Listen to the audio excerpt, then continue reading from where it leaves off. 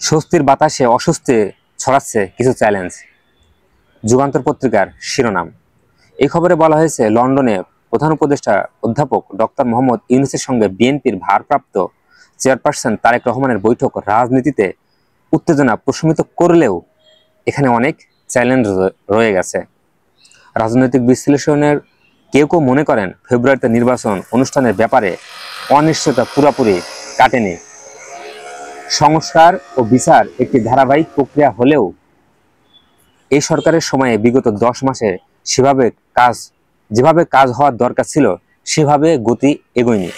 যেহেতু ফেব্রুয়ারিতে নির্বাচন হবে, ডক্টর মোহাম্মদ ইউনূস তারেক রহমানের সাথে বলেছেন যে আওয়ামী লীগের বিচার কার্য বা বিচার যে প্রক্রিয়া চলছে এখন আদালতে, সেটা বেশিরভাগ অর্জন করতে পারলেই ফেব্রুয়ারিতে নির্বাচন হবে।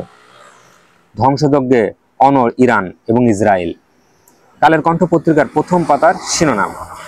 বেশিরভাগ পত্রিকায় প্রথম পাতায় আজ ইরান ও ইসরায়েলের পাল্টাপাল্টি হামলার খবর প্রকাশ পেয়েছে। এই খবরে বলা হয়েছে, ইরান ও ইসরায়েলের মধ্যে চলমান সংঘাত গতকাল মঙ্গলবার টানা 5ম দিনে গড়িয়েছে।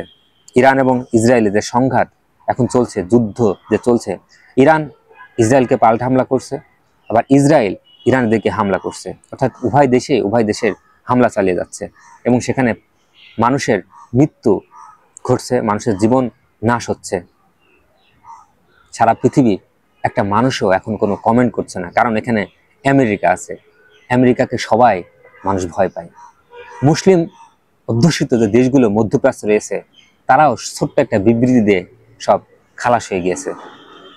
অথচ আমরা মুসলিমরা কিন্তু ভাই ভাই ছিলাম। সেখানে আমরা আমেরিকার বিরুদ্ধে বা ইসরায়েল যে আগ্রাসন চালিয়েছে ইরানে, সেই বিরুদ্ধে কেউ কথা বলে না। কথা বলে না সৌদি আরব, কথা বলে না মিশর, পাকিস্তান, কেউই কথা বলে না।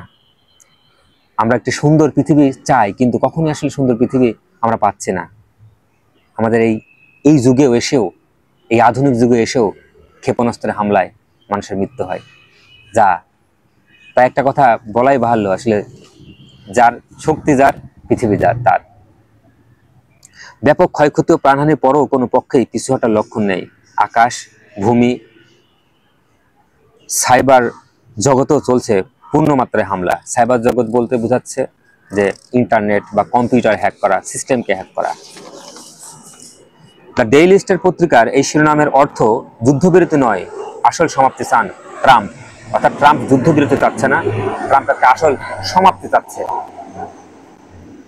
কারণ আমেরিকার সাথে ইরানের বহুদিন ধরে এই সংঘর্ষ এবং রেষারেষি, রাগ, হামকি ধুমকি চলে আসছে। কারণ আমেরিকা মনে করে ইরান পারমাণবিক বোমা বানাচ্ছে, কিন্তু ইরান বরাবরই তারা বলে আসছে, আমাদের যে পরমাণু চুল্লিগুলো আমরা ব্যবহার করি তা ভালো কাজে ব্যবহার করা হয়, কোনো বোমা তৈরির কাজে ব্যবহার করা হয় না।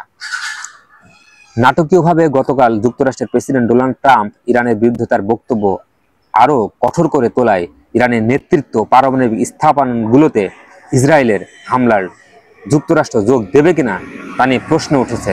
অর্থাৎ আমেরিকা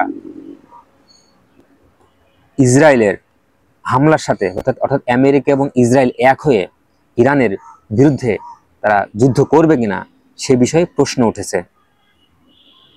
গতকাল মঙ্গলবার 5ম দিনের মতো দুই দেশের মধ্যে সংঘর্ষের পর তিনি এই কথা বলেন। কেবল যুদ্ধবিরতি নয়, তিনি ইসরায়েল ও ইরানের মধ্যে সংঘাতের আসল অবসান চান। দ্য নিউ এইজ পত্রিকার প্রথম পাতার এই শিরোনামের অর্থ, জাতীয় সংসদে আইন প্রণেতাদের ভোটদানের স্বাধীনতায় একমত দলগুলো। এই খবরে বলা হয়েছে, আইন প্রণেতারা তাদের নিজ নিজ দলের বিরুদ্ধে গেলেও অর্থ বিল এবং আস্থা প্রস্তাব ছাড়াও অন্য বিলের বিরুদ্ধে ভোট দিতে পারবেন বলে একমত হয়েছেন। জাতীয় ঐক্যমত কমিশনে আয়োজিত দ্বিতীয় দফার সংলাপে তৃতীয় দিনে বৈঠকে অংশগ্রহণকারী 29টি রাজনৈতিক দলের সব নেতারা একথা বলেছেন।